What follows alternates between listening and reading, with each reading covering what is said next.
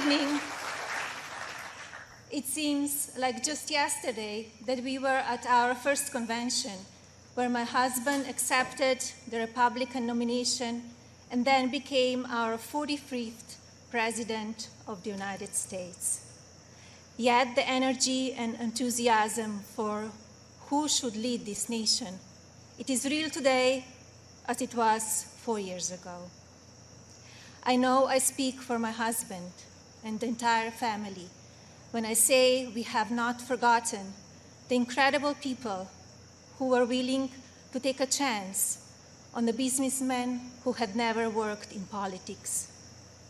We know it was you who elected him to be Commander-in-Chief, and we know it is you who will carry us through again. We were humbled by the incredible support then, and we are still grateful today. I want to acknowledge the fact that since March, our lives have changed drastically.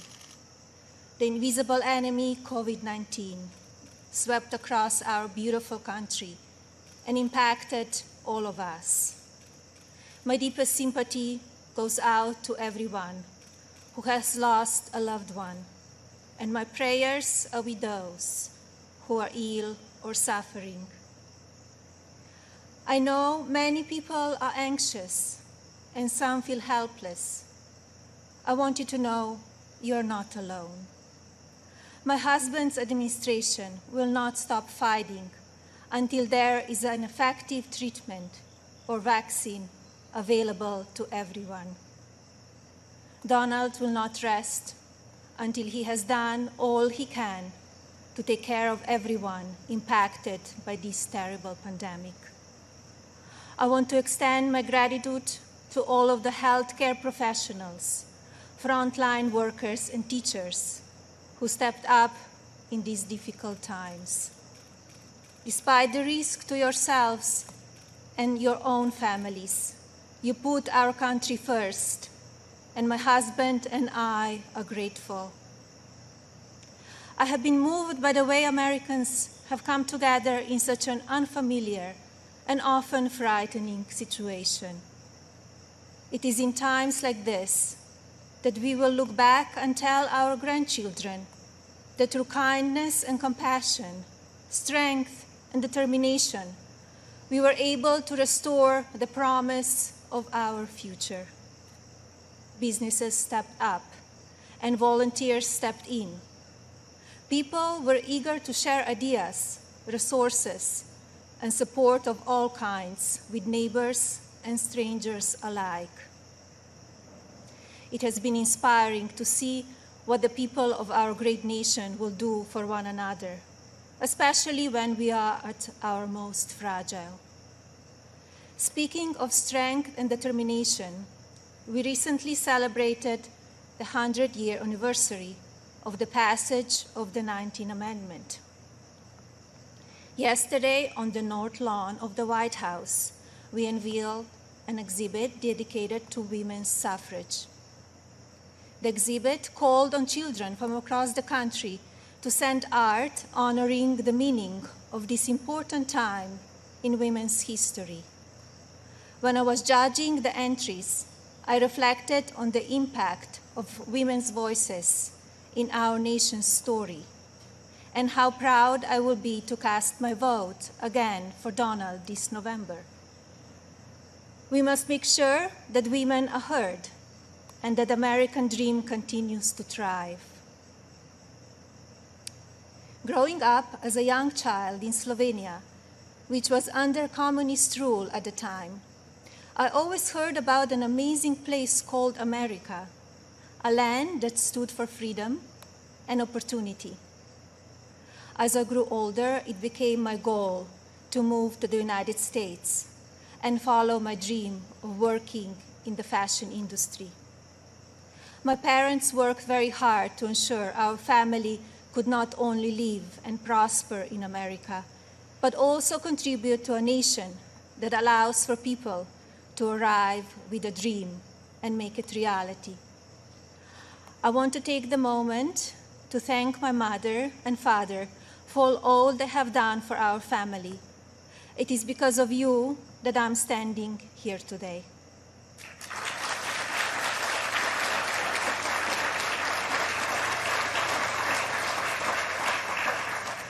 I arrived in the United States when I was 26 years old. Living and working in the land of opportunity was a dream come true, but I wanted more. I wanted to be a citizen. After 10 years of paperwork and patience, I studied for the test in 2006 and became an American citizen.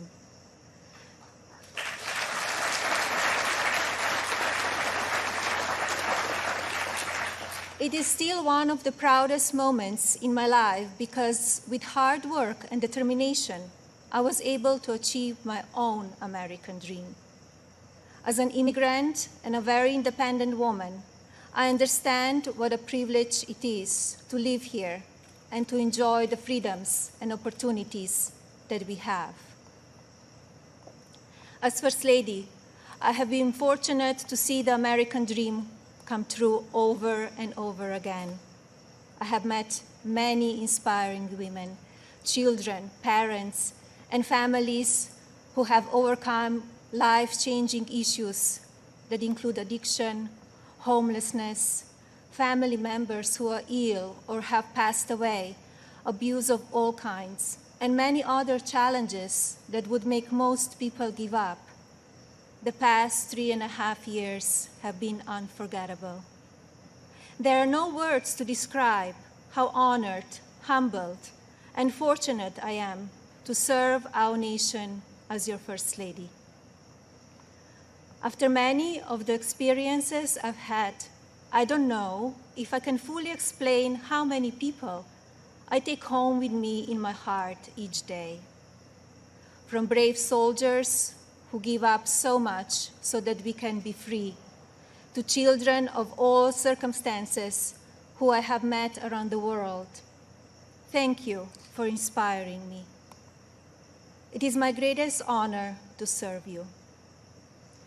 When I speak to members of the military, despite sacrificing time with their families, experience the fear of war or suffering loss, they have no regrets about serving our country. The same goes for their families and the families of first responders who often watch their loved ones walk out the door, not sure if or when they will come home. When I speak to families who have lost someone, the pain mixed with pride I hear in their voices is something I think about often. So thank you to all who serve our country in the military and as first responders. And thank you to the families who wait for them. You are our heroes in your own right. I have also been moved by the many children and families I've spent time with at hospitals, schools, and other locations around the world. Children who are dealing with pain or illness that would break even the strongest adult. Parents who are grateful to wake up every day and see that their child is still alive. These families are a testament to what faith and medicine, strength and science can do.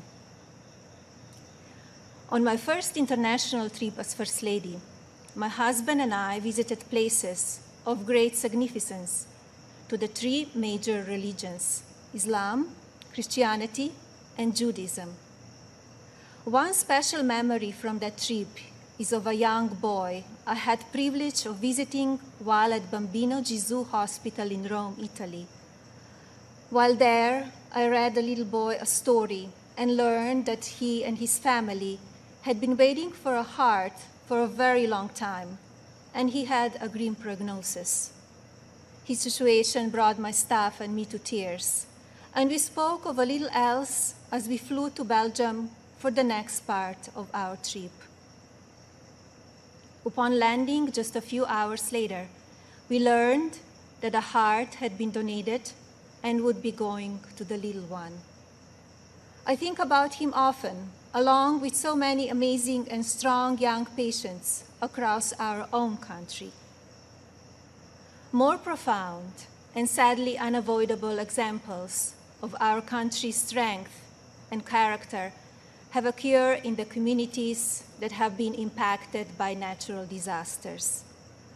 Hurricanes, tornadoes, and flooding may show the ugly side of Mother Nature, but in their aftermath, they can show us a beautiful side of humanity.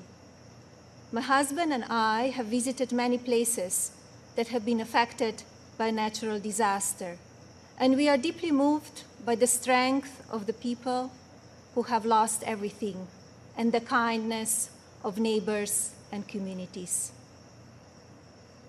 The common thread in all of these challenging situations is the unwavering resolve to help one another.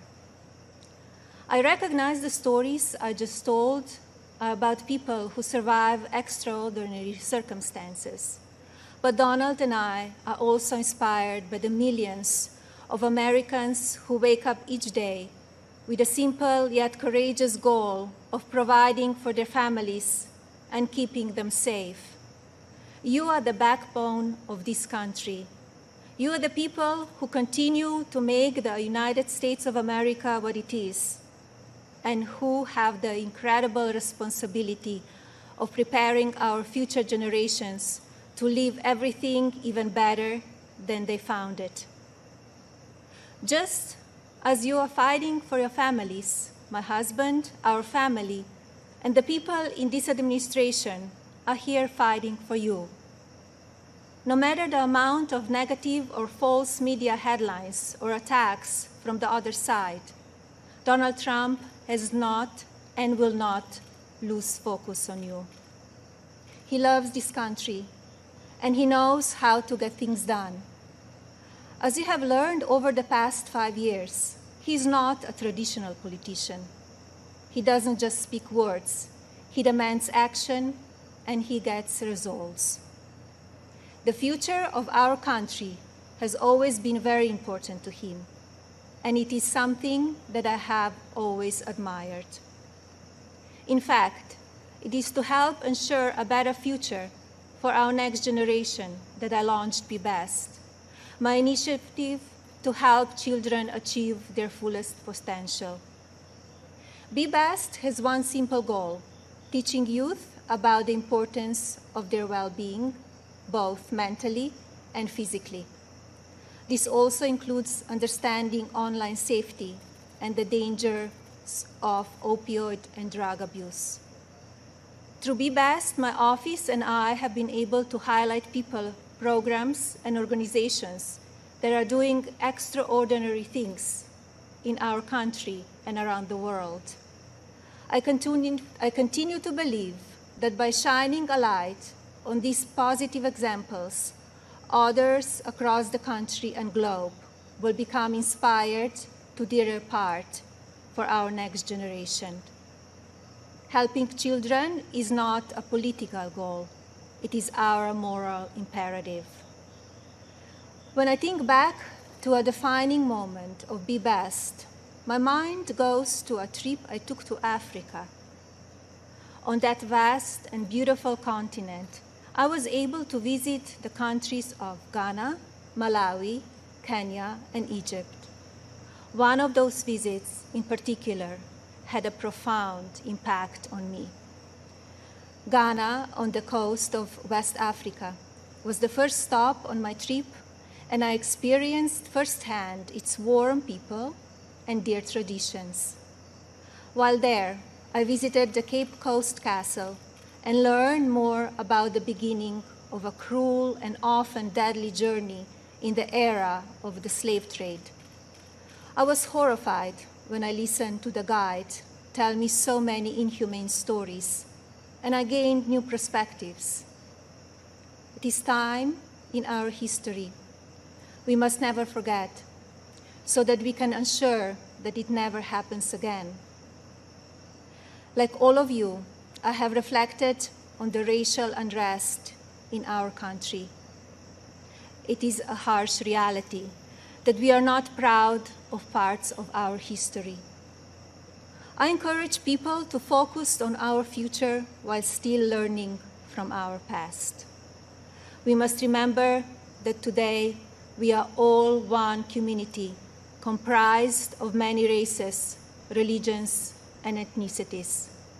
Our diverse and storied history is what makes our country strong, and yet we still have so much to learn from one another. With that in mind, I like to call on the citizens of this country to take a moment, pause, and look at things from all perspectives.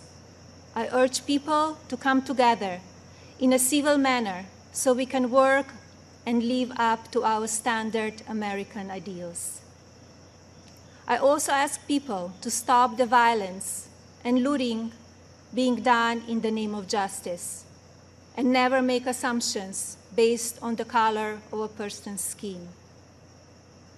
Instead of tearing things down, let's reflect on our mistakes, be proud of our evolution, and look to our way forward.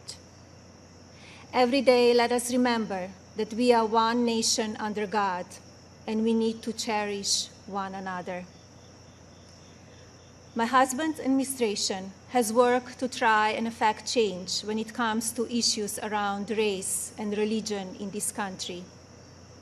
He is the first president to address a special session of the United Nations General Assembly to call upon countries across the world to end religious persecution and honor the right of every person to worship as they choose. He has made substantial investments in our historically Black colleges and universities. This president also continues to fight for school choice, giving parents more options to help their children flourish. My husband knows how to make a real change. From the day that I met him, he has only wanted to make this country the best it can be. For many years, I watched him grow concerned and frustrated, and I'm so proud to see the many things he has done in such a short time. America is in his heart. So while at times we only see the worst of people and politics on the evening news, let's remember how we come together in the most difficult times. And while debate rages on about issues of race, let's focus on the strides we have made and work together for a better tomorrow for everyone. Our administration has also devoted historic resources and produced life-saving results by raising awareness around opioid addiction and drug abuse, especially for children. When so often the headlines are filled with gossip, I want to take this moment to encourage the media to focus even more on the nation's drug crisis. This disease is one that affects everybody. It pays no attention to race, age, or socioeconomic status. Addiction has touched every part of our society in some way. And now, more than ever, we have programs and medicine to combat it. We just need to talk about it openly. And you, the media, have the platforms to make that happen. To the media industry and as a country, I ask that we all commit to helping in our fights against drug addiction by talking about it even more.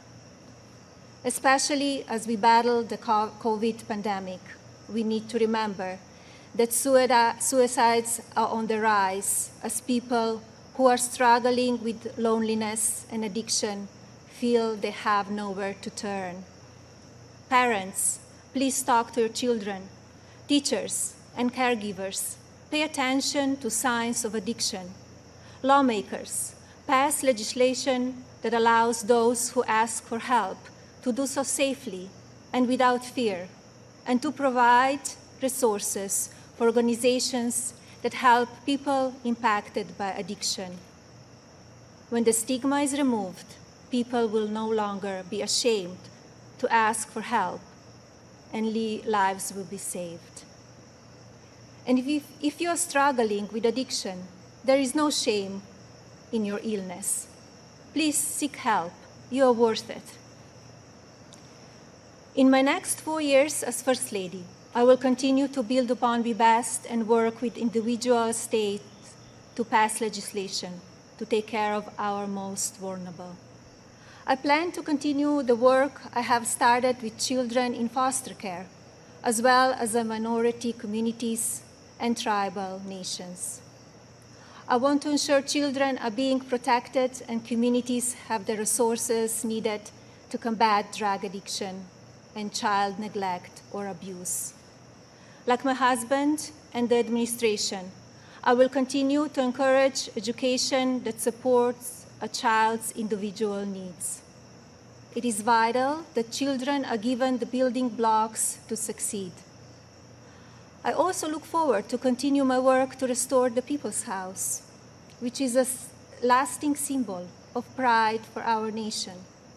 I believe this iconic home needs to be cared for and preserved so it can be enjoyed by the people of this country and visitors from around the world for years to come. I'm passionate about this beautiful house, the grounds, and all they represent. And now I have a special message for the mothers of this country. This modern world is moving so fast, and our children face challenges that seem to change every few months. Just like me, I know many of you watch how mean and manipulative social media can be. And just like me, I'm sure many of you are looking for answers how to talk to your children about the downside of technology and their relationships with their peers. Like every parent in this country, I feel there are so many lessons to teach our son and responsibilities as his mother, but there are just not enough hours in the day to do it all. I remind myself that I'm more fortunate than most and still have days that I look for wisdom and strength to do the very best I can for him. To mothers and parents everywhere, you are warriors. In my husband, you have a president who will not stop fighting for you and your families. I see how hard he works each day and night, and despite the unprecedented attacks from the media and opposition, he will not give up.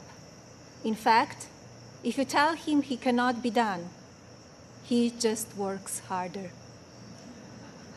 Donald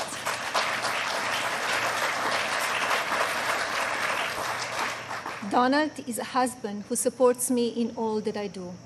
He has built an administration with an unprecedented number of women in leadership roles and has fostered an environment where the American people are always the priority.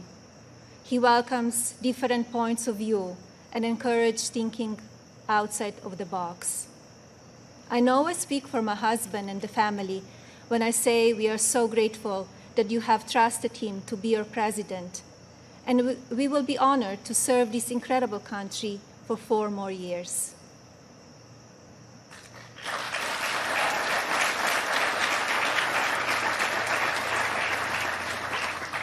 As you have heard this evening, I don't want to use this precious time attacking the other side, because as we saw last week, that kind of talk only serves to divide the country further.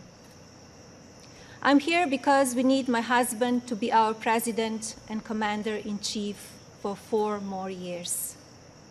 He is what is best for our country. We all know Donald Trump makes no secrets about how he feels about things. Total honesty is what we as citizens deserve from our president. Whether you like it or not, you always know what he's thinking. And that is because he is an authentic person who loves this country and its people and wants to continue to make it better. Donald wants to keep your family safe. He wants to help your family succeed. He wants nothing more than for this country to prosper, and he doesn't waste time playing politics. Almost 4 years ago, we went into Election Day completely underestimated. despite what is being said again this year, I know, just as you do, that Americans will go to the polls and vote on the behalf of their families, our economy, our national security, and our children's future. To vote for those ideals is not a partisan vote. It is a common sense vote, because those are goals and hopes that we all believe in.